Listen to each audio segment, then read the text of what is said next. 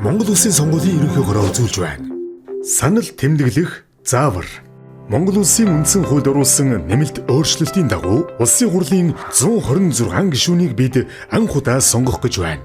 Монгол Улсын хурлын 78 гишүүнийг олныг төлөөлөх аргаар сонгох буюу сонгогч та тухайн тойрогт ноогдох мандатын тоогоор сонголт хийн.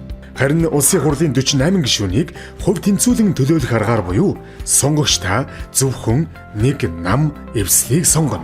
Улсын хурлын гишүүнийг сонгох энэхүү хоёр аргатай холбоотойгоор Монгол Улсын үндсэн хууль, Монгол Улсын их хурлын сонгуулийн тухай хуульд заасны дагуу саналын хуудас нь хоёр хэсэгтэй байна. Тодорхойлбол сонгогч танд хоёр саналын хуудас өгнө.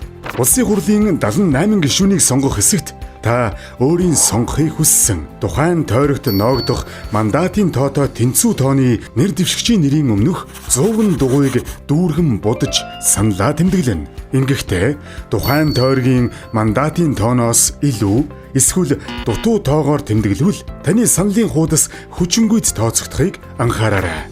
Харин Улсын хурлын 48 гишүүнийг сонгох хэсэгт та өөрийн сонгохыг хүссэн зөвхөн нэг нам эвслийн нэрийн өмнөх 100 дугуйг дүүргэн будаж саналаа тэмдэглэнэ.